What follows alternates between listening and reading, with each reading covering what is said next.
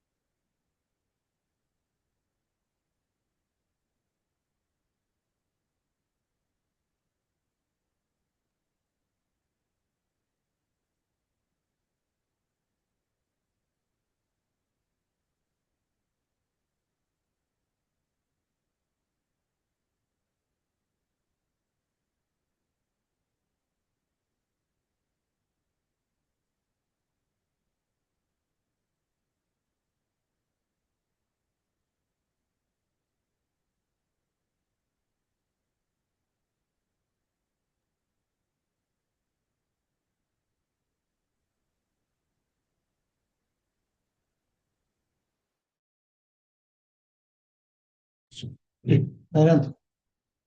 ¿Qué tal?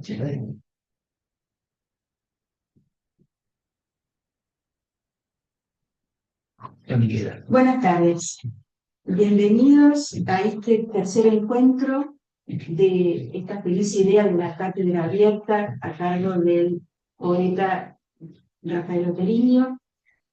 En nuestro tercer encuentro, en un día muy frío, así que lo que tenemos aquí es el calor del interés por la poesía, del interés por la palabra del disertante que nos honra con su presencia. Quiero destacar la presencia también del vicepresidente primero de la Sociedad Argentina de Escritores, el doctor Fernando Núñez, Andrés Fernández Núñez, y la presidenta de la Asociación Frente de Letras, la señora Beatriz Soldi, notable novelista, gracias por la presencia de ustedes, y por supuesto Berta Bilbao Richter, alma mater que sobrevuela todas estas actividades. Vamos a iniciar nuestro encuentro con la palabra del doctor Oteriño, pero quiero hacerles una advertencia personal. En una clase del doctor Oteriño hace un par de años, creo que en el seminario de politología, me sucedió algo extraordinario. Me rozó el aleteo de la mariposa. Algo que él mencionó no cambió mi mundo, no voy a exagerar, no cambió mi mundo, pero sí cambió mi perspectiva, mi manera de ver una parte del proceso de la creación literaria. Fue en la ocasión en que él habló del estilo tardío que yo no conocía, y eso me abrió una perspectiva diferente. Así que mucho cuidado porque debe haber mariposas aquí y seguramente esta noche también nos van a rozar sus aleteos.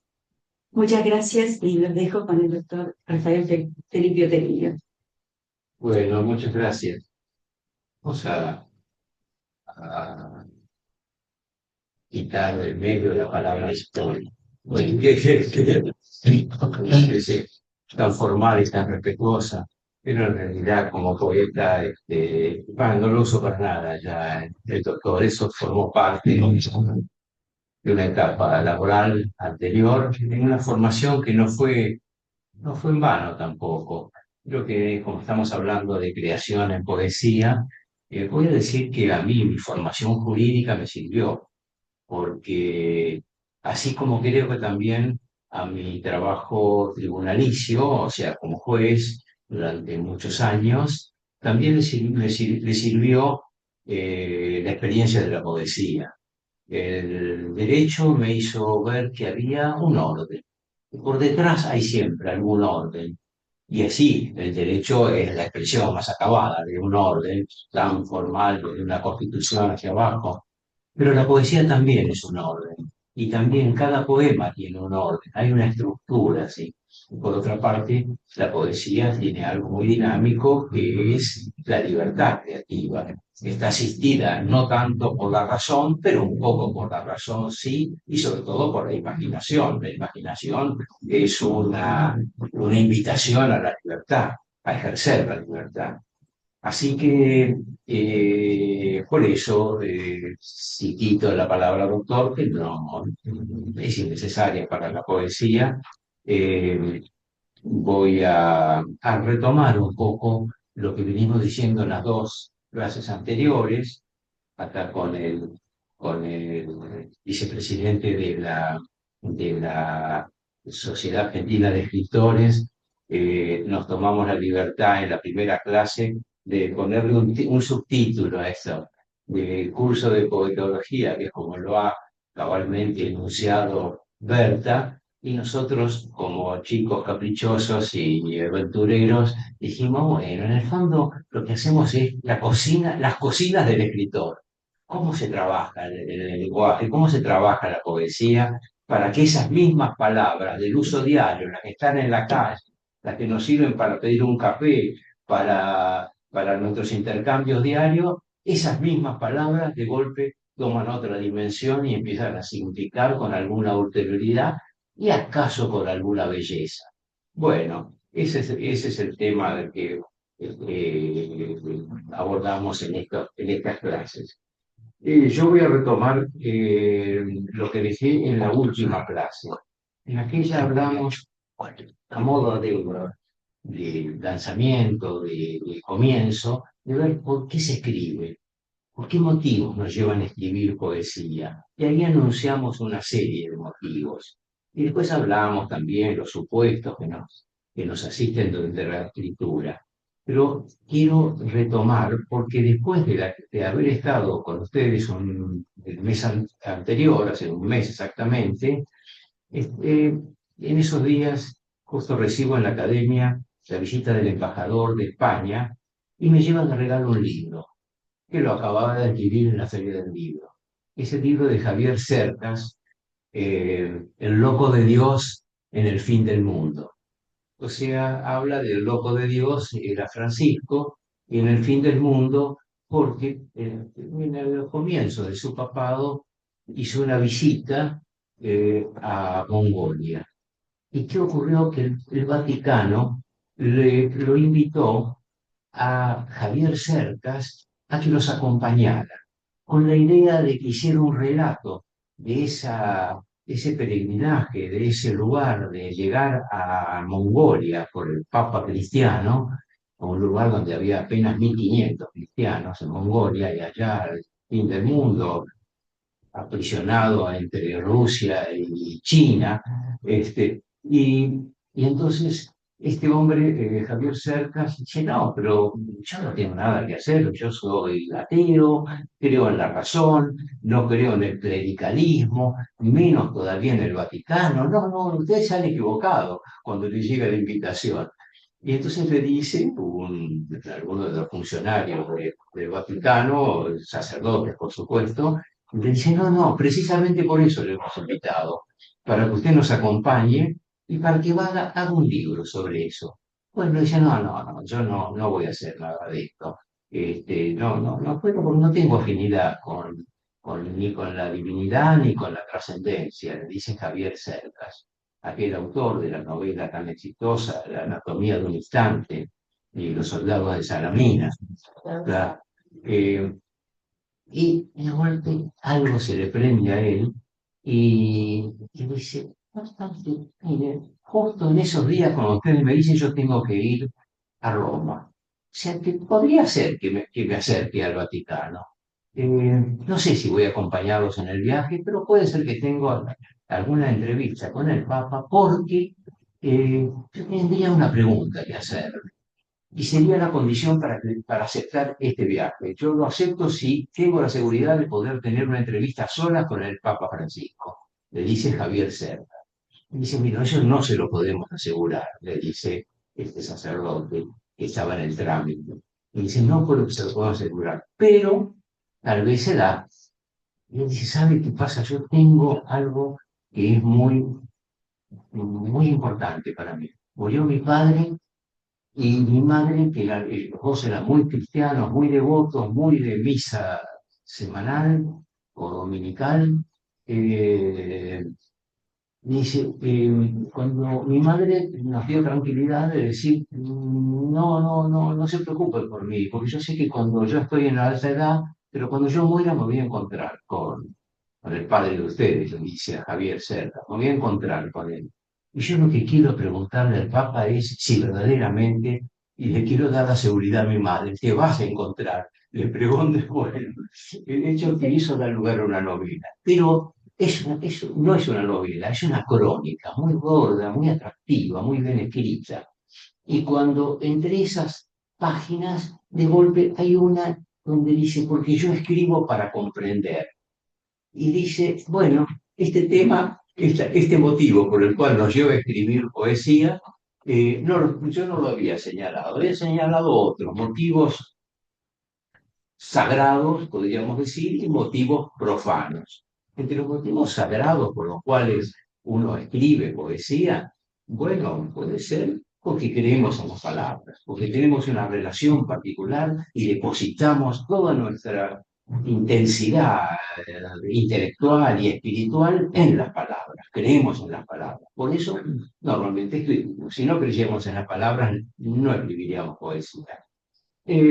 También siempre recuerdo, como me lo dijo Borges directamente, me dice, ¿y por qué se escribe? Y yo creo que se escribe poesía porque se ha oído, muy poético es lo de Borges, porque dice, porque, porque se ha oído una música y no se es músico como para ejecutarla.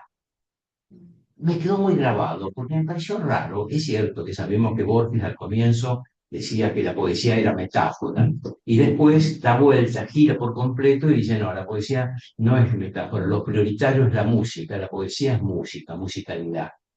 Y entonces dice, ¿y por qué escribe una poesía? Porque se ha oído una música y no es un músico para ejecutarla musicalmente. Y entonces uno acude a las palabras. Con lo cual los deja para compartirlo y para creer en esto como resultante de esa expresión, la idea de que las palabras en poesía están bien emparentadas. Se unen palabras que antes no estuvieron juntas, pero funcionan armoniosamente. Normalmente en la poesía no hay ripio, no hay cacofonías, a veces las hay deliberadas, sí, porque también la poesía es el reino de la libertad y también deliberadamente a veces el poeta muestra quebraduras para señalar que el mundo al que está refiriendo tiene quebraduras y lo pone en acto ahí. Pero normalmente, en términos casi amplios, nosotros buscamos alguna armonía semántica y musical, o sea, de cómo suena en el oído, cómo sale de los labios el poema. Bueno, esos serían un poco los motivos más sagrados, más trascendentes, más importantes de por qué se escribe poesía. Otro es por qué, también lo expliqué en la clase pasada, porque el lenguaje nos impulsa a escribir. A mí esto me parece muy atractivo. ¿Por qué escribimos? ¿Por voluntad? Porque algo de afuera nos concita a que le demos estatura verbal, o es el lenguaje que dominamos, el que tenemos, el que lo sabemos, nos convierte en humanos, el que nos hace escribir poesía, el que nos utiliza. A mí me parece creativa la expresión. Bueno, esos serían como dos o tres motivos sagrados, podríamos decir, de peso por los cuales se escribe poesía. Y también están los motivos más profanos, como pueden ser para alcanzar prestigio. yo lo he encontrado muchas veces poetas que para mi sorpresa, porque sabemos que esto es como uno encuentra grandes amistades en la poesía, pero prestigio, es medio difícil pensar que la poesía no valga prestigio, porque ya sería como una cumbre pedirle algo. ¿Qué es prestigio? ¿Qué es éxito? ¿Es ser fotografiado, que nos reconozcan en la calle? No sé si es así, es bastante pordiosera la pretensión, si es así. Pero bueno, también está el que decía que la poesía sirve para reparar una falta. Esto nos lleva al ámbito de la psiquis y también puede ser, uno busca como una compensación, algo que lo quebraba anímicamente y el poema, cuando es escrito, opera como cable a tierra, expía, nos permite tomar aliento. Y esas serían causas un poco más utilitarias, menos grandilocuentes. Pero lo cierto es que Javier Cerca dice, yo escribo para comprender. Y a mí esto me gusta mucho porque todo lo que yo vengo desarrollando en estas conversaciones con ustedes es la idea de que en la poesía hay un acto de inteligibilidad, de discernimiento, de exploración y comprensión de la realidad, pero que no se agota en eso, sino que culmina en la construcción de un aparato verbal, el poema, una figura verbal que condensa esta experiencia, esa comprensión de algo. Y yo en la clase pasada les decía que en la poesía hay siempre transfiguración. Se dice esto para significar aquello. Hay como una vuelta de tuerca. Siempre en los poemas hay como un salto. De aquí salimos para allá. En la poesía que yo practico, hay otra poesía. Hay una poesía histórica, que era la poesía celebrante, que cantaba la existencia. Hoy se hace un poco menos, porque esa poesía. Hoy la poesía se ha refugiado un poco más en el pensamiento, o sea que está más cerca de la idea de explorar y comprender. En cambio, históricamente la poesía también sirvió como ejercicio mnemotécnico. Las rimas o la métrica del verso permitían recordar una historia. Y eso hizo que, bueno, desde la antigüedad y toda la Edad Media, los juglares y los rapsodas griegos, ¿qué hacían? Con esa musicalidad les permitía recordar y poder transmitir y repetir tantas veces como fueran los lugares distintos a donde estaba, una historia que querían transmitir. Pero claro, esto fue antes de la imprenta. Cuando viene la imprenta, y esto ya estamos mucho más acá, cuando ya la imprenta, ya debe, a ver si debe ser por el siglo XV, ya no es ni sé cuánto, ¿no? Berta, a ver, es por ahí, ¿no?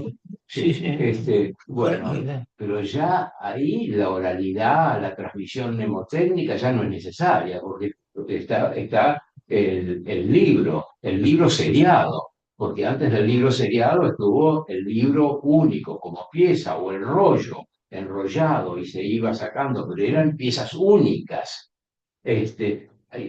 Hasta que, claro, viene la imprenta y de golpe los libros se empiezan a multiplicar. Son ediciones de 5, de 10, de 500, y bueno, y ahora pueden ser de acuerdo a la cantidad de público. Nunca fueron, aún el libro seriado nunca llegó a 1000 ejemplares, salvo en la época más contemporánea. En realidad, en los orígenes era repetido, pero eran 4, 5, 10, 20, 100 ejemplares, aquellos que de alguna manera se les llamaba incunables, o sea, tenían ahí una cosa más cifrada, eran casi piezas únicas. Bueno, este tema del comprender me lleva a algo. Hoy justo he tenido un Zoom con la Real Academia y con todos los directores y presidentes de las academias de la lengua, porque se está preparando el nuevo congreso, del 10º Congreso de la Lengua Española, que va a ser en Arequipa este año, ahora del 14 al 17 de octubre. Entonces tuvimos un Zoom para ir ver los temas que se van a tratar. Les digo que temas literarios ya ahora de golpe pasan a ser un poco menos. Si quieren les digo sobre qué va a tratar este congreso.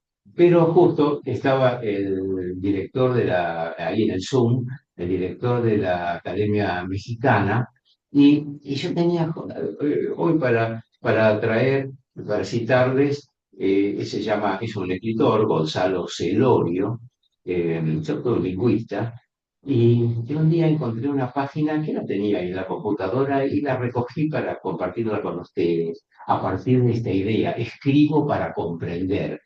Eso lo dice Javier Cercas y yo lo suscribo. Y Gonzalo Celorio dice, sin escritura no entendería nada. La vida sería una mera sucesión de actos que el olvido pulveriza, así como nada me parece más dificultoso que escribir, nada disfruto más que haber escrito. O sea, la idea de que escribir es clarificar, es algo que era oscuro, haberle dado forma. Y yo creo que en las dos clases anteriores que hemos dado, he llegado a la misma conclusión. Y termina Gonzalo Celorio. En mi mayor gozo es que la palabra buscada durante horas, días, acaso años, de pronto se aparezca resplandeciente en la página. No hay placer más grande que ver iluminada en la palabra la oscuridad caótica de la que procedía. Bueno, este es un tema que nos produce goce, felicidad, cuando logramos escribir nuestro poema. Y también cuando, como lectores, accedemos a un poema, encontraremos una clarificación. Esto nos da paz, nos da entusiasmo, nos da seguridad. Sería algo así como tenemos una zona esclarecida de la realidad en la que podemos hacer pie, nos podemos hacer sólidos ahí. ¿Por qué? Porque vivir es una sucesión de acontecimientos, de hechos, y no todos son claros, algunos son complejos. A veces se habla de la tormenta en la que vivimos. Bueno, el poema que hace aclara algo, y eso produce en lo anímico una expiación, un goce, una felicidad. Y como lectores, bueno, nos proporciona una zona mayor de la realidad. La realidad que antes la teníamos en un dominio más estricto, se amplió y nos sentimos más plenos. Bueno, desde esta tesitura, yo les digo que yo escribo poesía porque siempre sentí que el lenguaje y las representaciones convencionales del lenguaje, las explicaciones diarias, no lo dicen todo. Y hay algo que queda al margen. Y entonces eso es lo que me lleva a escribir. ¿Para qué? Para comprender, para clarificar. Vuelvo sobre la idea. Y que la poesía, que es la lengua de los matices, de las finuras, de las sutilezas, tiene capacidad para expresar esa zona de lo indecible. Vamos a poner como ejemplo un poema. Ustedes saben que yo soy nacido en La Plata, o si no se los comento, soy nacido muy cerca de aquí, o sea, soy de alguna manera rioplatense. Mi paisaje natural es la naturaleza del campo, de las quintas, de los verdes, de los árboles, o sea, la naturaleza vegetal. El agua, sí, en La Plata, a 10 kilómetros está el río, como acá. Está muy cerca, pero no estamos tan contagiados por el río. Sabemos que lo tenemos cerca, acá está más cerca que en La Plata está un poquito más lejos del río, pero no es un paisaje del cual yo haya formado parte. Ocurre que a los 25 años me fui a vivir a Mar del Plata y ahí fue un poco el descubrimiento de otra naturaleza, la del mar. Y el mar, sí, en ese inacabamiento que tiene, siempre se arma el mar y se deshace y se vuelve a hacer. Como dice Valéry, le mer, toujours recommencé, el mar siempre recomenzando. Eso para mí me dio una expresión muy dinámica de la vida. Me parece que la vida es así. Es un hacerse y deshacerse y recomenzar, porque siempre hay un mañana. Bueno, tal vez ahí, próximo, cuando entro a vivir a Mar del Plata, ¿qué ocurre? Muy descriptivo, escribo un poema que se llama El nadador. Y descriptivo porque desarrolla lo que es la experiencia del arrojarse al mar. Tal vez es que yo como platense estaba acostumbrado al arrojarme al agua en una pileta, o sea, arrojarme al agua. Después voy a tomar el contacto y ya forma parte de mi vida. Y así me tiene la piel también, el sol, el exceso de sol me ha enfermado la piel y ahora tengo que tener unos cuidados brutales. Este, eh, el mar como contacto más a la altura de los pies, a la altura del tobillo, a la altura de la rodilla, o sea, el mar como contacto más físico. Pero acá todavía estoy hablando de la experiencia de ese contacto con el agua desde un lugar donde uno se zambulle. Y dice el poema, el ágil golpe de piernas, la zambullida, los brazos girando acompasados mientras la orilla queda atrás demostrarían a primera vista felicidad, triunfo sobre lo natural estable. Solo que el cuerpo ignora 70 metros de oscuras aguas debajo y peces que ríen del esfuerzo torpe sin dirección y barcos que se bambolean repitiendo todo vuelve a sus legítimos dueños y líquenes ganados por una pereza fantasmal y la estrella por fin en el lecho que tanto buscó, mientras en la superficie el nadador nada, nada. Bueno, aquí tal vez en este poema de manera inconsciente yo empiezo a ver eso de partir de un hecho físico natural y llevarlo a otra dimensión. Porque yo estoy hablando, la idea es describir el nadar, una superficie. Pero inmediatamente me pregunto por lo que no veo, los líquenes ganados por una fecha, un barco hundido que está ahí, la estrella termina diciendo, esto ya es una sobrelevación, por fin en el techo, en el lecho que tanto buscó, como si las estrellas cayeran al fondo del mar, ¿no? Peces que ríen del esfuerzo torpe, sin dirección, pero ya entro en la dimensión de la existencia cuando digo, mientras en la superficie el nadador nada, nada. O sea, ¿qué estoy hablando de acá? Nadar, nada, nada, pero yo estoy queriendo decir que hay una negación también, como que no se llega nunca al lugar. O sea, ahí en forma embrionaria empiezo a ver estos dos mundos que en la poesía se ponen en acto. Esto convierte, por eso digo, para mí a la poesía en un modo de exploración de la realidad y de conocimiento al cabo. En los poemas posteriores, ese conocimiento se va a hacer un poco más explícito. O sea, ¿el conocimiento de qué? De lo callado, de lo indecible, de lo inexpresable, de lo que no tiene registro en el mundo ordinario de los hechos.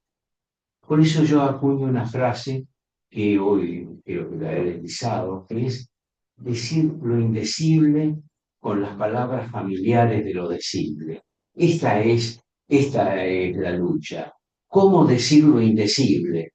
Lo indecible no tiene todavía, porque por algo es indecible o inexpresable, o lo trascendente, lo que está más allá, lo que nos acongoja, lo que adivinamos en el sentimiento, pero que está allá y no tiene forma todavía. Lo sentimos como insatisfacción, pero ¿cómo lo expresamos y lo hacemos visible? A través de las formas conocidas de lo visible, por eso de las formas familiares de lo decible. Utilizamos un acontecimiento de la vida diaria, pero no para quedarnos en él, sino para darle un giro, un salto, ir hacia otra dimensión. Por eso es que en la clase anterior hablé y recalqué la idea de transfiguración como operación que siempre está contenido en la poesía. Bueno, la mía no es una poesía, como digo, celebratoria, sino de indagación. No es de condensación verbal tampoco, sino, o sea, como lo fueron el neorromanticismo de la poesía de los 40, que es la poesía de mediados del siglo XX, que sonó también, que acá en Argentina tuvo un predicamento muy importante, tal vez el único que hoy por hoy podemos señalar como poeta vivo que tiene los ecos de la generación del 40, de ese neorromanticismo, seguramente es Antonio Requeño, un poeta que ustedes conocen, un excelente poeta, espléndido, pero tiene 95 años. Este año cumple 95. y está escribiendo y está muy bien. Pero él sería el último expresión de aquella poesía riquísima que se hizo en la Argentina de la década del 20 al 60. Después esto es sustituido un poco por la impronta del surrealismo, por algo muy local que fue el coloquialismo urbano, y yo de eso no tengo, sino que más bien lo mío es una poesía más de reflexión, un poco más con algún fondo intelectual, o sea, de pretensiones de pensamiento. Y eso fue la poesía de mi generación, de la década del 70, los 70. Yo empecé a escribir mi primer libro de los 60, del 66, pero en realidad me reconozco como poeta de la generación del 70, porque ahí ya estábamos más adultos, ya tuvimos noción de generación, y fue por otra parte una generación muy particular, porque ustedes saben que en los 70, 76, 78, hasta los 80, el país vivió unas peripecias donde hubo, bueno, falta de libertad, desaparición de personas, muertes, en fin, persecuciones. Este país está bastante enfermo y estas cosas después siguen ocurriendo también. Pero en ese momento fue muy, muy concreto, muy claro, después que hubo desaparición y prohibiciones también. Y entonces los poetas de esa edad, que teníamos 30 años, buscamos un lenguaje un poco más alambicado, más oscuro, para que no se dieran cuenta de lo que estábamos diciendo. Y eso hizo una poesía más abstracta, más erudita, que después terminó definiéndose como poesía de pensamiento. Y en ese momento, como referencias intelectuales a una poesía del pensamiento, y teníamos a un universal, porque dio todos los matices, que fue Borges. Fuimos contemporáneos de Borges. Y Borges tenía mucho de... Bueno, Borges es todo. O sea, es la figura más resplandeciente que ha dado la Argentina en la literatura. Tiene todos los matices, ¿no? Así como cuando llegó a los 18 años, regresó a la Argentina, después de haber estado en su secundario, haberlo hecho en Europa, pero él se volvió con el ultraísmo, o sea, una poesía muy de sorpresas, de metáforas llamativas, lo trajo. Pero después él dejó de escribir poesía y después en los años 60, cuando ya va quedando ciego, él vuelve a escribir un libro que es El Hacedor, que es exactamente del año 60, él tiene ahí 61 años y ya está casi ciego, y él va a una poesía más intelectual, más de pensamiento. Y esta es la que prendió un poco en mi generación, porque ahí es cuando estábamos nosotros, ahí eran los autores que veíamos. Pero por otra parte, más joven que Borges y mayor que nosotros, había acá en la Argentina un poeta del que hoy se lo lee poco y se lo menciona menos todavía, que es Alberto Girri. Alberto Girri es un poeta que tuvo 30 años de vigencia en el país, una poesía muy cerebral, muy austera, muy apagada, evitaba toda confesión sentimental, distanciamiento objetivo, hablaba, que por otra parte para él y para los que éramos jóvenes en aquel momento tenía un referente muy prestigioso, que no solo era Borges, sino que era uno que estaba en Londres, que era Eliot, T.S. Eliot, que realmente era un poeta que invitó a decir, para escribir poesía hay que hacer un distanciamiento objetivo, o sea que no hay que dejarse invadir por el sentimiento como una catarata para bajarlo en la línea, sino hay que pensar, hay que administrar esos recursos emotivos. Bueno, son etapas de la lírica esa. Pero lo cierto es que esto nos lleva a una noción, y es que la poesía, para mi generación, y tal como la podemos entender en términos genéricos hoy, no está fuera del lenguaje, sino que está en el lenguaje, adentro del lenguaje. Eso es muy importante. No se puede descuidar el lenguaje, porque el lenguaje es el que le va a dar protagonismo a la poesía.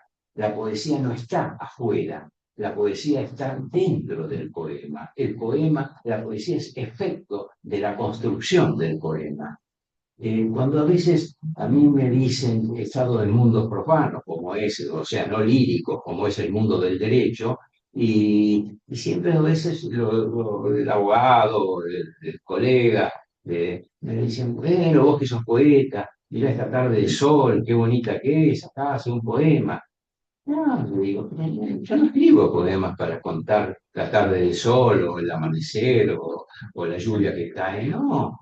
Si eso ocurre, yo voy a sacarle un significado distinto, voy a utilizarlo como imagen, como formas familiares de lo decible para decir lo indecible, lo otro, lo que está oculto. Eso es, pero eso es una poética, un modo de poetizar. Un día lo tuve de manera muy gráfica esto. Yo estaba en mi casa, no voy a decir una intimidad, soy tomador de mate, así que por suerte me he liberado porque casi he fumado muy poco y ahora está visto que el cigarrillo es un demonio, el mal que ha hecho a la humanidad. Por eso más bien casi se fuma cada vez menos, pero recuerdan ustedes, los que teníamos algunos años, hace un tiempo, bueno, acá había algunos fumando. Yo me acuerdo en las clases de la facultad, el profesor fumando y los alumnos también en la clase. O sea, que ahora sería impensado, ahora nos molesta cuando vemos a alguien fumando. Bueno, el hecho es que, bueno, a mí me salvó un poco el tema de no fumar y tal vez tener una salud que la vengo defendiendo. Y el hecho es que si yo buscaba algo que me acompañara y que me concentrara, por ahí voy a ser como compañero el viejo mate argentino. Este, y bueno, un día estoy en mi casa, estoy en mi escritorio y todavía utilizaba la pava con el agua caliente y me iba cada tanto a la cocina a calentar el agua. Y cuando estoy ahí, de golpe veo que estaba una empleada en casa haciendo una masa para seguramente hacer alguna pasta, no sé, si empanadas o tallarines, no sé, una pasta. Estaba en la cocina estirando la pasta, preparándola. Y cuando la veo que hace así, digo, pero estamos haciendo lo mismo. Ella en la cocina está estirando la pasta. O sea, ¿para qué? Camino a un alimento, a una cocina, algo cocinarlo. Y yo estoy trabajando también, estoy estirando la masa también. ¿Qué masa? La mía, la del lenguaje. Yo entonces tengo, ustedes que son los que son escritores, saben que uno a veces tiene un embrión de poesía. Le bajó tres, cuatro líneas, una cuarteta, algo. Está hecho, ya está el poema. Y no, hay que trabajarlo. Ahí está, eso que nos vino cedido, hay que probarlo, hay que estirarlo. Ahora que todos trabajamos un poco en la computadora a veces ayuda, pero podemos perfectamente hacerlo de forma manuscrita.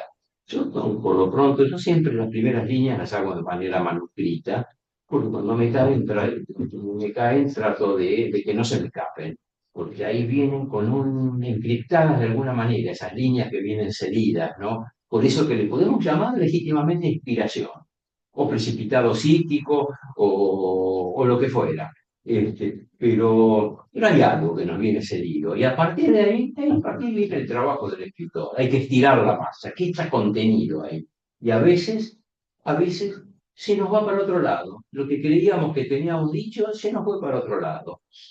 Borges lo dice muy bien, cuando dice que escribir a veces es salir, creo que lo aplica para el cuento. Yo parto de una orilla y tengo que hacer todo un recorrido, como si fuera por un territorio, hasta llegar a la otra orilla. Yo apenas tengo en la penumbra el destino, la otra orilla es la que tengo que alcanzar. Y bueno, la tarea de escritor es llenar de palabras lo que es el tránsito de una orilla a la otra orilla. Por eso hay trabajo del escritor, sí, hay trabajo del escritor. Eh, ¿Cuál fue mi escuela? Eh, bueno, mi escuela estuvo formada por mi lectura. Y en esto recalco algo que tal vez dije ya en alguna clase anterior. No hay que tener miedo ni esconder cuando uno siente que la lo que lo lleva a escribir es un poema ajeno. No, es uno de los caminos posibles. La poesía puede caernos, sí, psíquicamente, o también puede surgirnos a partir de la lectura de un texto ajeno. Y eso no es plagio, eso es llevar a otra dimensión un texto que estuvo ahí al alcance nuestro. Entonces, yo reconozco que cuál fue mi escuela, mi formación en la poesía. Siento que yo estudié letras también, no me recibí, pero estudié letras, pero mis lecturas, o sea, como la mayoría que estamos acá, tenemos una importante biblioteca normalmente. A veces, si no hemos tenido demasiadas mudanzas o demasiados divorcios, normalmente la biblioteca se ha mantenido íntegra y es la mejor radiografía de nuestras vidas. Ahí está todo. Nuestra adolescencia, nuestros años mayores, está todo. Uno podría estar ahí y ver la historia de una vida. A propósito de esto, les cuento algo muy lindo.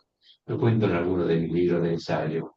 Eh, yo conocí una persona, era un bibliófilo de La Plata, en realidad era el suegro de un poeta que era mi hermano casi en la poesía, que era Horacio Castillo, un poeta de La Plata, que algunos de ustedes han escuchado mencionar, un gran poeta, murió hace más de 10 años, era, bueno, mayor que yo, tenía 11 años más que yo, y fuimos pero muy amigos. El suegro de él era un bibliófilo, empleado, un gran bibliófilo, un gran bibliotecario de la biblioteca pública de la Universidad de La Plata. Y el hombre, naturalmente, tenía una biblioteca propia, muy buena. Y, y al final, estábamos ya muy sus últimos días, le pedía a la hija que ya, sí, ya un poco de ruedas o lo que fuera, de una manera muy precaria, y ya no podía leer, pero le pedía que a las tardes lo llevara y lo colocara frente a la biblioteca. A mí me parece una imagen, pero desde como espléndida realmente. No en la parte folletinesca o más visible, que también la tuvo un Fellini, sino esos hombres que tocan la condición humana.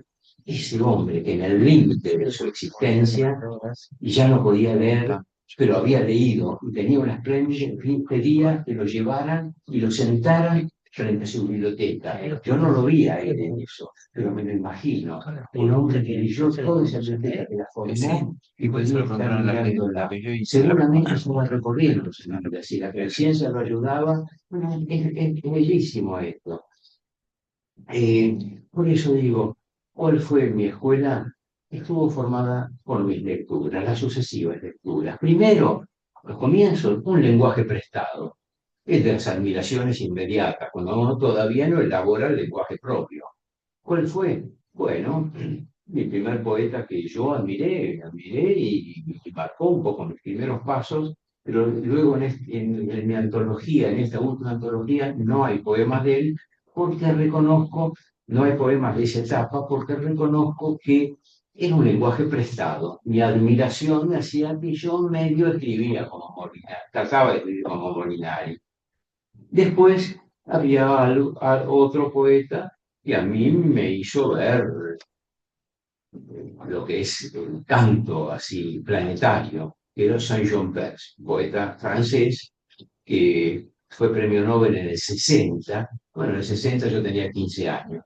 Por lo tanto, cuando yo descubrí esa figura, lo empecé a leer, y tal es así que mi primer libro se llama Altas Lluvias, y él hablaba de las altas lluvias sobre la Tierra. Hay un verso de él dice eso. Y bueno, evidentemente yo veía, y ahí eso me marcaba la poesía. Después apareció figuras que me hicieron bajar el énfasis. Montale, Eugenio Montale. Para mí es un poeta muy respetado, un poco abstracto. Un poeta, digamos, exigente como para el lector, de exigencia por su dote de abstracción que tiene. Pero hay algo de musicalidad en él y recoge toda la vieja tradición italiana o latina que viene de Horacio hasta allí, pero que evidentemente es más directo en Roma, con que más directa que acá en el Río de la Plata, todavía esa tradición de la poesía latina, Montale. Y después la experiencia de la poesía norteamericana del siglo XX es muy atractiva. A mí me importó mucho. ¿Por qué? Porque estos poetas como Carlos Williams, como Robert Frost, me enseñaron a ver que había que ser protagonista de la calle, estar en la calle, tomar los motivos de la calle para elaborar la poética propia. Y entonces, si Carlos Williams, que por otra parte era médico, y parece rarísimo que un médico que haga poesía, pero como médico, sin embargo, ¿qué hablaba? Hablaba del contacto con la gente, o sea, era bastante, poco lírico parecía. Él buscaba los ecos de la lengua del hombre común del pueblo norteamericano. Y eso es una lección para el que escribe poesía. O sea, no escribir desde lo encumbrado, desde la tradición prosopopéyica, que está en la cultura y es canónico, pero hoy por hoy no, porque hoy por hoy el poema que uno escribe va a ser leído por sus contemporáneos. Y los contemporáneos tienen el lenguaje de la calle. Entonces uno debe aprender a recoger ese lenguaje de la calle para hacer su propia poesía. En el caso de Robert Frost me atraía algo porque tenía la afinidad que yo he tenido, que es la de formarme en medios rurales. No, yo siempre he vivido en ciudad, pero he veraneado, he buscado, me ha gustado el campo, me ha gustado una etapa de mi juventud, con caballos, de granjas, de campo, de cabalgatas. Y este hombre, Robert Frost, es un poeta del este norteamericano, no del oeste, pero que vivía en una granja. Y él habla mucho de esa sabiduría que puede salir la del hombre que está en contacto con la naturaleza y puede, como se tiene una niña que dice, buenos cercos crean buenos vecinos. Es toda una sabiduría eso, porque claro, eh, evitar el conflicto, aprender a convivir. Los buenos cercos crean buenos vecinos, dice en una línea, en un verso. Bueno, en mí aparece ahí el descubrimiento del mar, cuando me voy a los 25 años a vivir a Mar del Plata, pero a la vez una sensación de extrañamiento que nunca terminó de curar, porque hace 54 años que vivo en Mar del Plata, pero la verdad que siempre extrañé a mi ciudad natal, a la de La Plata y al lugar donde yo estaba, que era no solo la ciudad universitaria platense, sino también los aledaños, donde mis padres tenían una quinta, donde están todos los verdes que pueden aparecer y toda la naturaleza y las mariposas que recién hablaban, que aquí te ibas a referir a un poema de las mariposas en el que hablo, salen de esa experiencia de pasar todos los veranos en esa quinta que era como campo, pero en realidad hoy por hoy hay casas de la gente de La Plata pudiente trata de ir a vivir a 10 kilómetros, como pasa siempre, se van a buscar la naturaleza, los que no necesariamente están a veces en contacto o saben disfrutarla, pero bueno, es una cuestión de prácticas sociales. Y en aquel tiempo no, Citibel, Villa Elisa, Bonet, eran lugares más bien apartados de la ciudad, campesinos. Y eso, esa rusticidad a mí me dio muchos elementos poéticos. Cuando a partir de ahí llego a Mar del Plata, bueno, siento una zozobra, un extrañamiento. Y por ahí hay un poema en el que eh, planteo esto, en el cual tal vez hago la conciliación con Mar del Plata, eh, de sentir que, bueno, finalmente ese era mi lugar. Eh, pero también está, ustedes van a ver, la transfiguración, que es de un sentimiento hacerlo girar para llegar a una respuesta. No nací aquí, pero el mar me hizo suyo. A mí me atrapó esa planicie que está detrás de las olas. Fíjense acá corto para decir, fíjense que yo cuando voy tan bonaerense soy del campo o de la zona verde y no marítima, que cuando tengo que hablar del mar, le llamo planicie. Después ya no, yo ahora no le llamaría seguramente planicie al mar, pero que estaba en el lenguaje, estuve a punto de llamarle llanura al mar, porque claro, cuando uno lo ve al mar a la distancia, es una planicie. Bueno, no nací aquí, pero el mar me hizo suyo. A mí me atrapó esa planicie que está detrás de las olas, la que florece oscura cuando llegan las lluvias, la que no deja un solo día de rugir y se balancea inmemorial como un parpadeo. No nací aquí, pero el mar me hizo suyo. No lo amaba al llegar, pero ahora lo amo. Tiene el nombre de mis hijas que nacieron ayer, la forma de mis manos que dibujaron la casa, el amor y su sombra, la conciencia y el par. Su historia no es mi historia, ni aquí yacen mis muertos. Su lengua me era extraña hasta que empecé a pronunciar. Este fue mi lugar cuando aprendí a rendir. Aquí se cumple la sentencia que en el agua está escrita. Somos siempre los primeros a las orillas del mar, a merced de olas que no escuchan más que su propio latido. Bueno, hay un temblor espiritual, metafísico. Después, más adelante, vamos a ver que está más clara esa transfiguración de la que yo hablo. Se acentúa entonces la decisión de ser de la poesía un instrumento para explicar y para explicarme, para indagar y para construir una realidad verbal que complete y dé sentido a la vida diaria. Y con ella una redefinición de la poesía. En el año 78 yo estaba viajando, me habían invitado a un encuentro de poetas del mundo latino en México. Fue muy linda experiencia, porque yo sentía la zozobra en ese momento, y no solo de haberme ido a Mar del Plata y estar ya anclado allá, por otra parte mis tres hijas que ya son grandes, y, y mis tres hijas ya eran marplatenses, o sea que mi destino estaba ahí, sino que además yo me divorcié de la madre de mis hijas, y entonces un doble temblor. No estar en mi ciudad natal, y bueno, y verme en condiciones de empezar de nuevo. Y entonces estoy en México y con un poeta un italiano,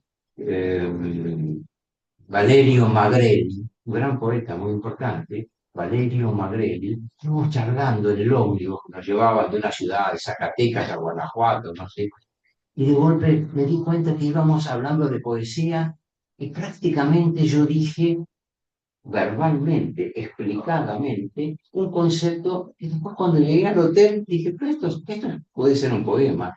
Y entonces hice una especie de definición poco musical de la poesía, despejando algo. La poesía no es croar de ranas en un estanque vacío un amanecer de invierno. Primera estrofa. O sea, lo que estoy diciendo, la poesía no es solo música. Después hubo quien me dijo, ¿sabes una cosa?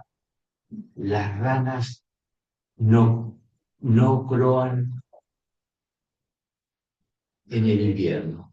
Me mató el tema de mi experiencia con las ranas, pero bueno, la idea era, la poesía no es croar de ranas en un estanque vacío en un amanecer de invierno.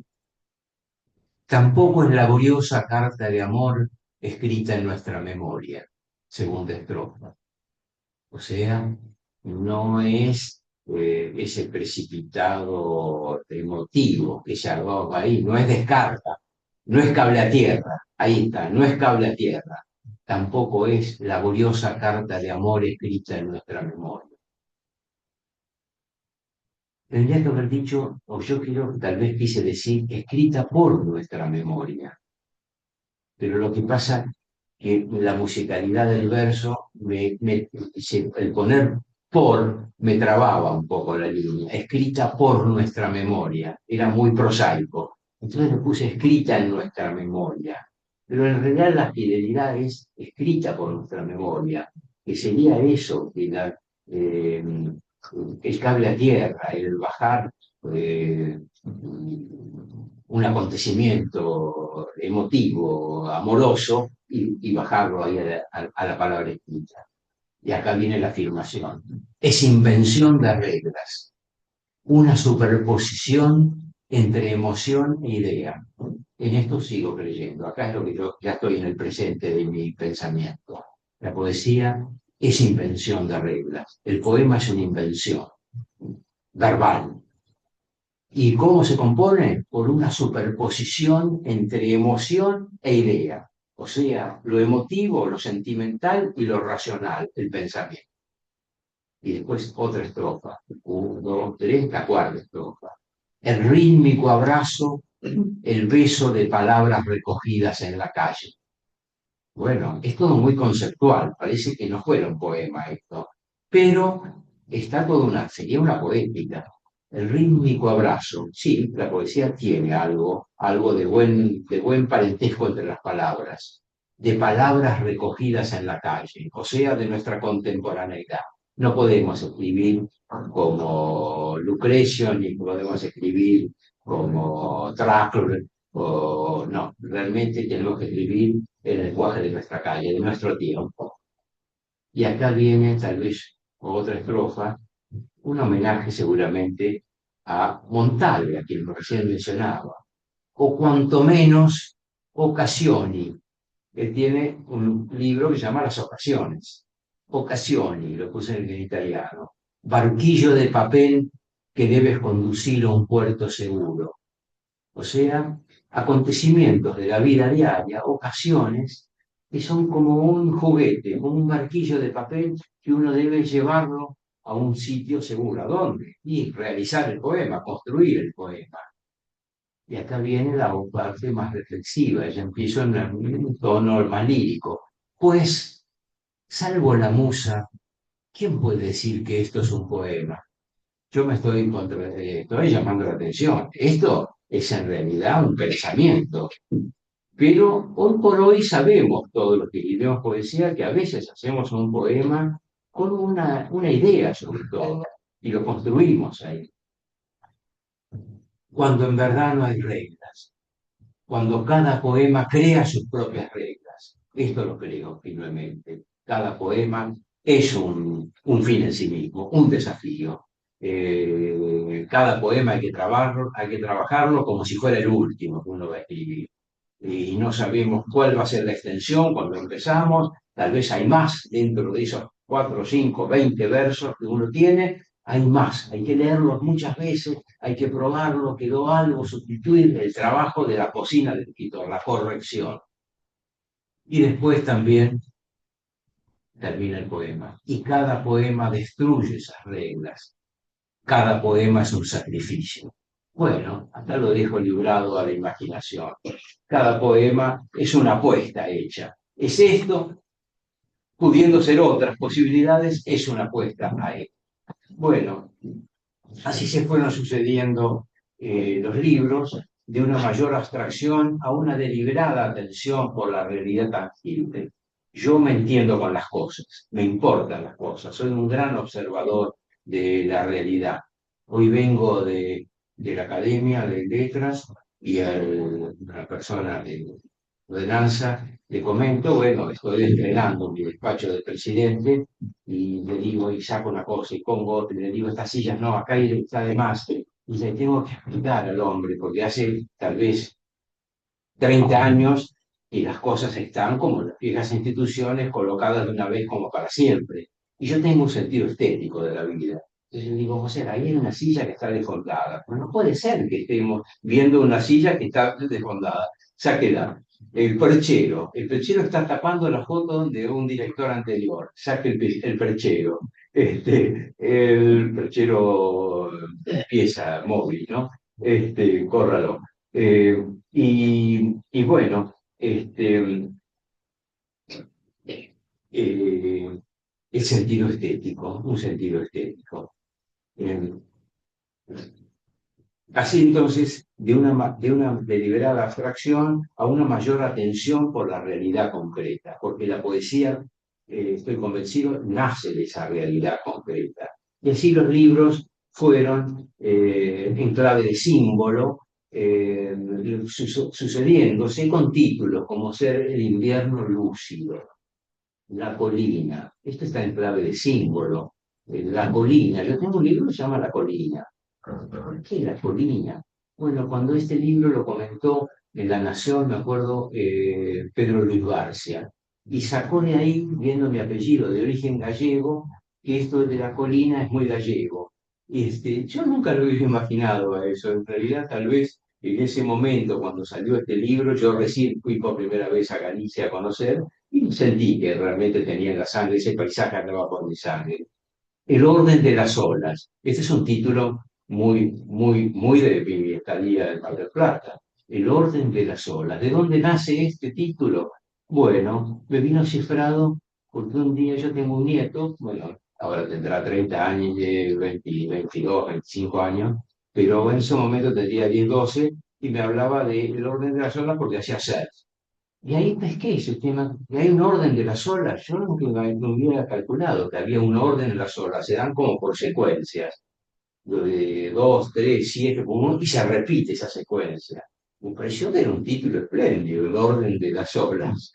O sea, es como un orden desordenado, este, pero abierto. Bueno, todas las mañanas, un viento extranjero, hasta que de golpe aparece una interrogación sobre el sentido. Y el mundo está ahí y lo que puedes hacer con el fuego, que son los dos últimos libros. Y el mundo está ahí. Acá ya aparece alguna perplejidad, porque es un libro de hará 5, 6, 7 años atrás, donde yo veo ya grandote, ya con casi algunos años menos de los actuales, pero ya mayor, viendo que todavía la realidad seguía siendo indescifrable. El mundo estaba ahí, pero yo todavía no me lo había podido explicar, sino parcialmente, en cada poema. Bueno, ¿de qué se trata entonces esto? Siempre escribimos nuestra novedad en la senda de la tradición. O sea, en las lecturas, la vida vivida, la experiencia cultural es la antesala de nuestra escritura. Por eso insisto, lo digo, siempre escribimos nuestro poema, nuestro libro, nuestra novedad, lo que podemos aportar a la historia de la poesía o a la secuencia de la poesía, pero dentro de la senda de la tradición. Damos un paso más allá. Si nosotros nos limitáramos a hacer la misma poesía que celebramos como lectores, la inmediata que estaba ahí, y no vale la pena lo nuestro. Nosotros tenemos que dar un pasito más allá, porque hablamos de creación poética. Y creación es una invención de algo nuevo. Pero ¿desde dónde? Desde la tradición. Estirar el canon, a ver si damos un pasito. A veces logramos, bueno, Borges decía que apenas el poeta lo que logra es agregar una línea, en el mejor de los casos los grandes poetas agregan una línea al gran poema que viene escribiendo la humanidad desde Homero. Es linda la cosa. Bueno, no sé si podemos tener tanta suerte como es agregar una línea a ese gran poema que viene escribiendo la humanidad. Pero intentarlo, por lo menos, ¿no? Tal vez un matiz, pero la idea es dar un pasito, ir más allá. ¿Por qué? Porque la poesía es creación. Hay en el libro El Hacedor de Borges, casualmente tiene dos páginas que yo siempre recomiendo leer, La parábola del palacio y El otro tigre, en los cuales sienta esta idea, como que el poema es una creación, es una ficción que el poeta instala en la realidad, no es una copia de lo real. Y la parábola del palacio cuenta que el poeta acompaña al emperador amarillo, lo ubica ya en Oriente, y el emperador amarillo, con su fe, puede ser muy encumbrado, al poeta, que ha llegado, ya saber cómo, a su palacio, el emperador le quiere mostrar el palacio y lo lleva de aquí para allá y le muestra lugares maravillosos y ríos y escalinatas y toda una cosa fastuosa como puede ser un gran palacio. Y el poeta se queda callado y en un momento dice una línea, un verso. Y el emperador dice, me has robado el palacio y lo manda a matar. ¿Por qué? Porque esa línea que creó, que hizo, anuló el palacio, hizo otro palacio más maravilloso y más eterno tal vez, que era el del verso. Y en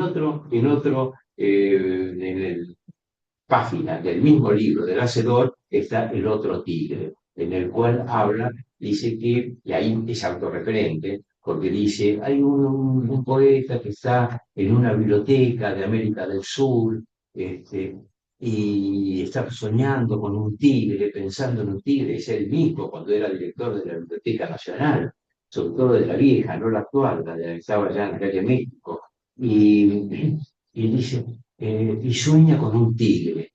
Pero claro, cuando quiere volcar a la página, es un tigre de enciclopedia, no es el tigre sangriento que anda así queriendo matar a otro para saciar su hambre, su sed y su deseo de violencia. Y entonces escribe otro poema y sigue siendo una mera pieza verbal. Entonces dice, tal vez este sea el destino del poeta, buscar el otro tigre, el que no está en el verso. Bueno, es el gran desafío de la creación, buscar el otro tigre, el otro temperamento. Bueno, para terminar, yo creo que ya tengo que terminar, ¿verdad? Voy a citar tres, tres citas, compartimos tres citas que llevan a la reflexión en cuanto a la construcción del poema. Son una de Eliot, otra de Robert Frost y otra del poeta Auden, ¿no? Auden, el poeta inglés que se fue a vivir eh, la Segunda Guerra, se fue a vivir a Estados Unidos.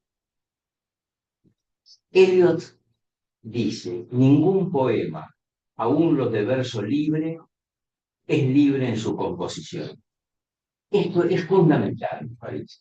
Todos nosotros los que escribimos poesía, seguramente hacemos poesía de verso libre, porque es el que hoy acá se está haciendo, sobre todo en la lengua española. En la lengua inglesa y aún en la francesa un poco menos, todavía hacen poesía rimada, más formal, más estructurada. Pero acá nosotros casi todos hacemos ya verso libre, pero no es tan libre. Él dice, ningún poema, aún los de verso libre, es libre en su composición. No, sabemos perfectamente que hay que ajustarlo, que las palabras no pueden entrar porque sí, como si cayeran del diccionario sobre nuestro poema. No, hay que ver cuál es la palabra justa, la que debe entrar en ese poema. O sea, la libertad es para crear, para imaginar, pero puestos a construir el poema, hay que buscar la severidad de la palabra exacta. Esto es casi flaubertiano. Saben que Flaubert era un maniático de la corrección y de la estructura, podía trabajar un día entero escribiendo. Madame Bovary es el ejemplo más cabal, donde nace un poco la novela moderna, esto del siglo XIX, ¿no? Pero él decía que él escribía una mañana entera y al cabo de un día, toda una mañana, a la tarde lo retomaba y seguía corrigiendo. Y en el mejor de los días, es capaz que al cabo, a la tarde, pasado ese día, tenía 20 líneas, 20 líneas, no había obtenido más, porque cada palabra era sometida a un escrutinio, ¿no? Bueno, ahora otro verso. Escribir en verso libre es como jugar al tenis sin red. Esto dice Robert Frost, que era es un poeta norteamericano del siglo XX, pero atento a la poesía rimada, formal. Eso es lo opuesto de lo anterior, de lo de él, ¿no? Porque el otro habla del verso libre. Ojo, el verso libre Es un verso tan ceñido como el verso medido. Y sin embargo, eso dice Eliot. Pero Robert Frost va a venir a decir lo antípoda. Dice, escribir en verso libre es como jugar al tenis sin red. Es linda la imagen, es atractiva.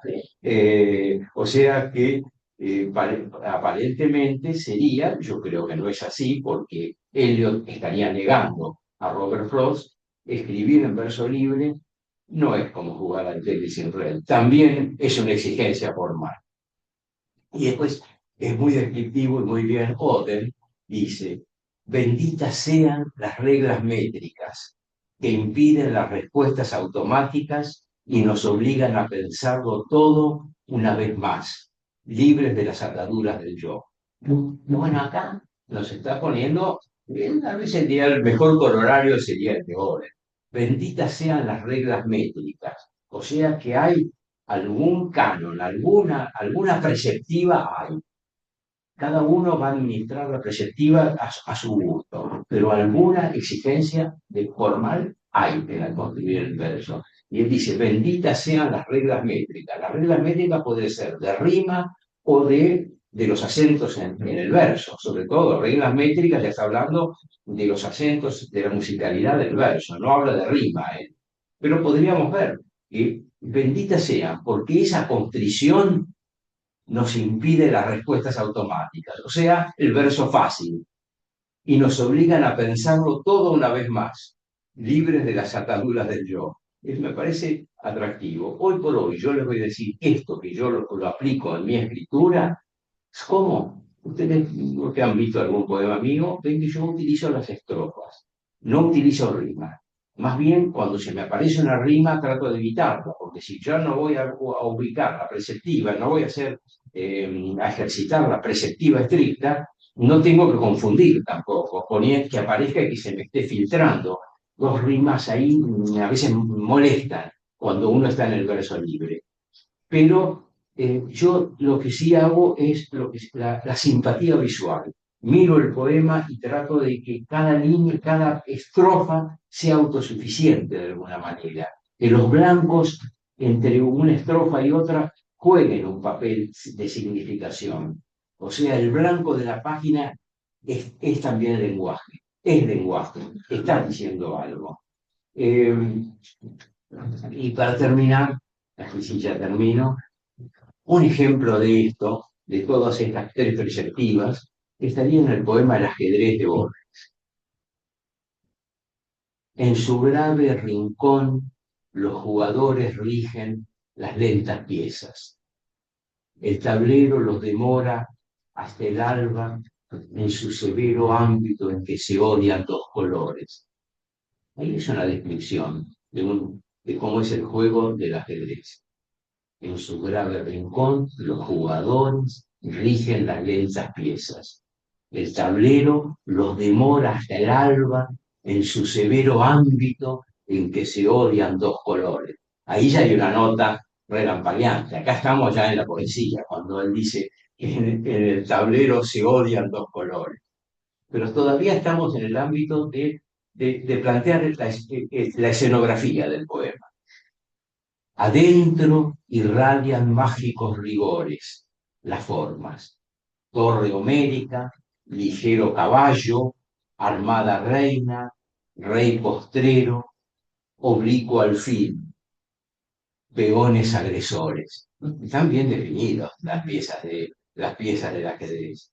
Hasta ahora no nos ha hecho más que una descripción, con un pequeño vuelo que nos quedó relampagueando cuando dijo donde se odian dos colores, ¿no?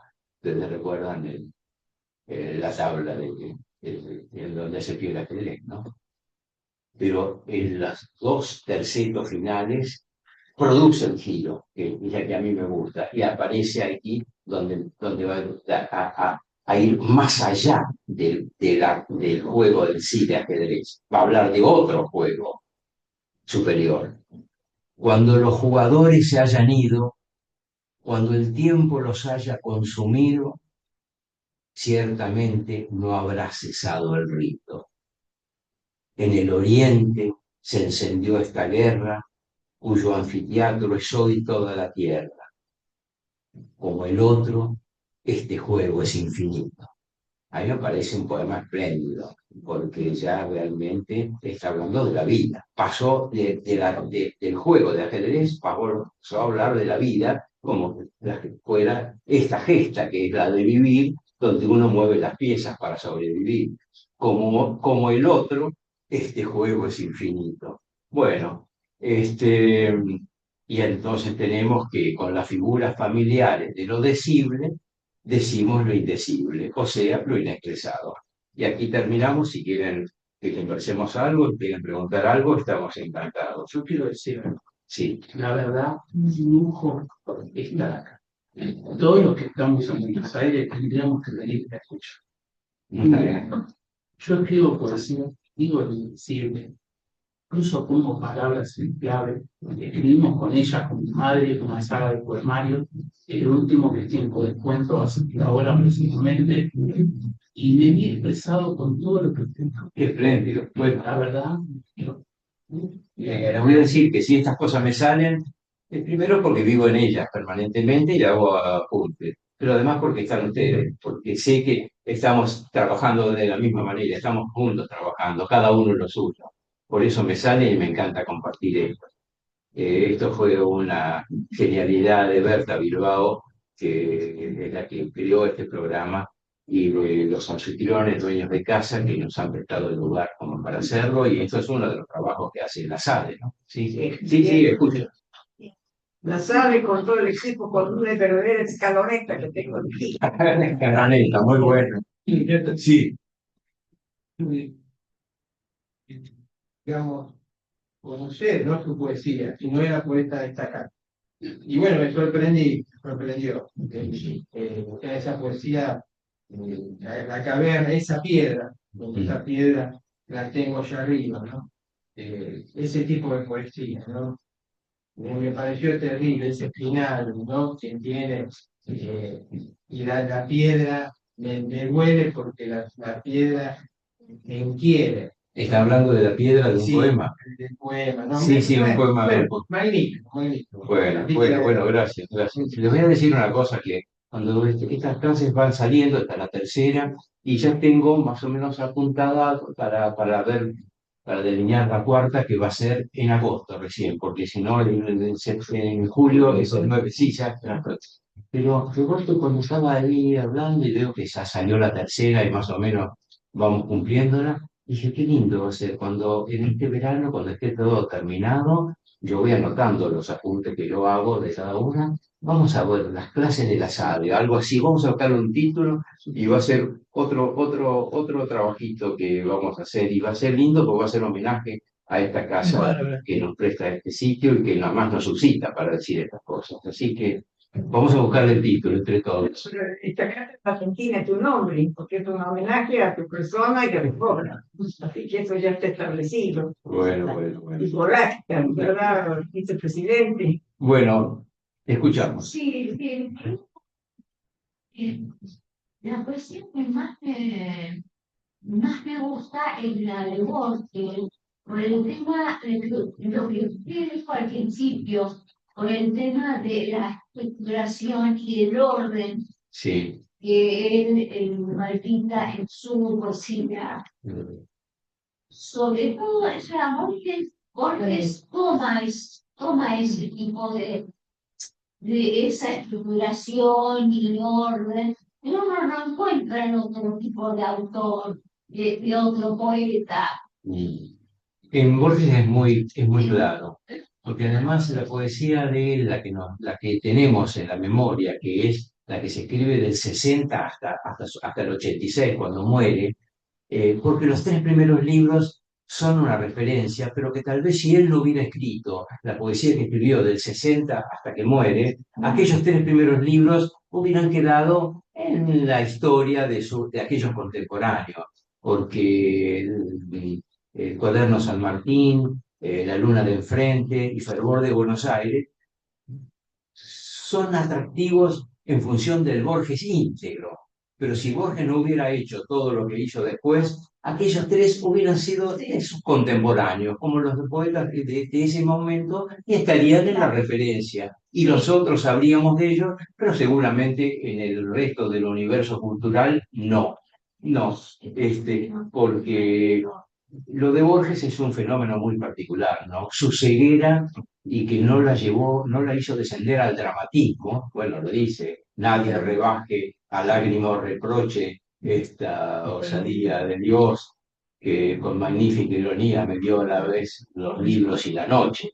Eso le produjo un pathos griego, un dramatismo interior maravilloso, porque él no descendió a la herejía, no se quejó, sino que al contrario le encontró beneficios. El ser ciego como que lo limitaba. Bueno, en realidad el dramatismo tiene que haber sido muy cierto, pero lo supo ahogar y lo supo dar hacer creativo y además asistido por esa inteligencia superior, ¿no?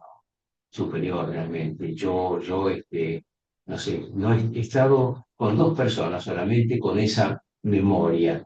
La de Borges, sorprendente, porque había escuchado una milonga hecha cuando era con guitarra, todavía no era sinfónica, el tango, y una milonga ya de 1920, y se la acordaba de memoria. Me acuerdo ir una vez, ¿no? Al costado de Mar del Plata, lo llevaba hasta el aeropuerto. Había dado una conferencia, y lo pasó a buscar por el hotel, bueno, y lo llevaba, y me dice, avíseme cuando estemos frente al mar. Y cuando, bueno, hacemos un trecho junto al mar hasta llegar a la calle Constitución y de ahí ya ir al aeropuerto. Y cuando llegamos ahí, a la ciudad de Independencia, donde aparece el mar, le digo, ya estamos frente al mar. Y puse una cara resplandeciente, no lo veía el mar, estaba ahí al lado, íbamos a marchar del lado, estaba ahí el mar. Pero así, y empezó a cantar una milonga, y se acordaba, tuvo una milonga entera cantando, o sea, sorprendente. La otra persona que encontré con esa memoria, eh, está viva felizmente, Olga Latour de Botas, que es una experta en folclore y en literatura argentina, sobre todo eh, la tradición literaria argentina, con una memoria sorprendente. A mí lo vi en Borges y lo he vuelto a encontrar en Olga Latour, que realmente tiene eso, acordarse pleno un poema íntegro. Yo me puedo acordar del Santos Vega, del comienzo.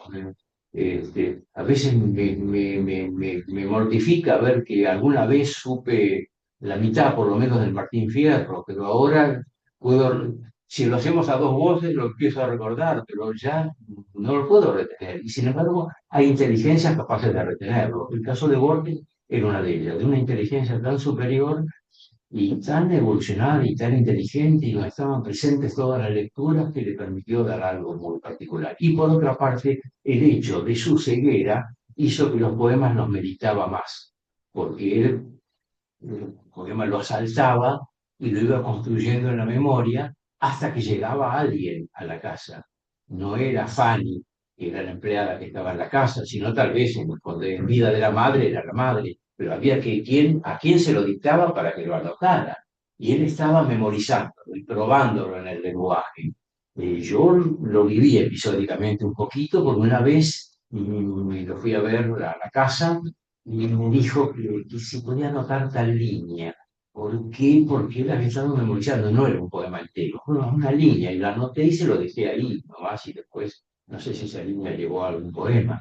O sea que la ceguera se convirtió en un don para él, porque le permitió salir de los quehaceres vulgares de la vida y concentrarse nada más que en el lenguaje, ese así visto como en una pantalla. Sí, es impresionante lo de Borges. O sea, a mí yo no me acuerdo poemas enteros de Borges, pero hay terminaciones que no me las saco más de la memoria, como algo que escribió sobre Buenos Aires, que termina Y Buenos Aires ahora es como un plano de sí, mis humillaciones y fracasos. Este mármol visto los ocasos de antes, ¿no? Y ha guardado en vano. No nos une el amor, sino el espanto. Será por eso que la quiero tanto. No, hemos tenido algo sorprendente que es tener la figura de Borges. Debemos como pasa que se dice la cultura, que hay que leer permanentemente la Odisea y permanentemente el Quijote, hay que leer permanentemente a Borges, porque siempre vamos a encontrar algo más. Bueno, sí. No, respecto de El Hacedor, que es un libro para mí crucial, Sí. en el prólogo del Hacedor, Borges hace un parricidio simbólico literario, porque imagina un encuentro con Lugones, no me confunde las dos bibliotecas nacionales, ¿no? La nacional, la de Lugones y la de Borges. Dejé atrás el bullicio de la plaza, que se refiere ahí a la biblioteca. A la biblioteca del maestro. A la biblioteca del maestro, la que está en el pasaje, en realidad se llama la Biblioteca Sarmiento, el Palacio Sarmiento, que es donde está el Ministerio de Educación, ahí lo que sería la prolongación de Rodríguez Peña, y Charcas, y Marcelo T. de Alvear. Bueno, y él dice que llega hasta ahí, ha dejado atrás el bullicio que viene a ser de Callao, y llega a llevarle el volumen. Y le dice que atraviesa a ver a los lectores, están los lectores de la biblioteca, y llega hasta la puerta del director para pegarle el libro. Y entonces le entrega simbólicamente el libro, porque en un momento dice, pero en realidad usted no me malquería, se refiere a Lugones, no me malquería, seguramente le hubiera gustado que algún verso mío lo disfrutara de él. Pero claro, esto es una escena imposible, porque usted se mató en el 38. Pero bueno, de nuevo, la inventiva le permitió unir tiempos. Es una joya, el prólogo del Hacedor es una joya. Usted no me malquería. ¿Se dan cuenta? Acá está, esto es de la poesía. Malquería. Tal vez, no sé, en España o en Colombia no lo utilizan esa palabra, por más que esté para ellos. Malquería es muy criolla esa palabra, es muy bonita, porque usted seguramente, usted no. Bueno, así que bueno, mucho gusto. Y lo continuamos.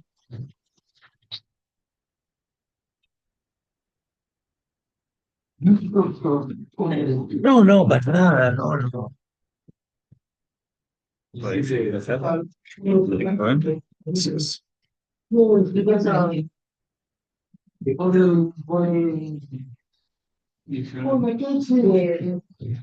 De nuevo.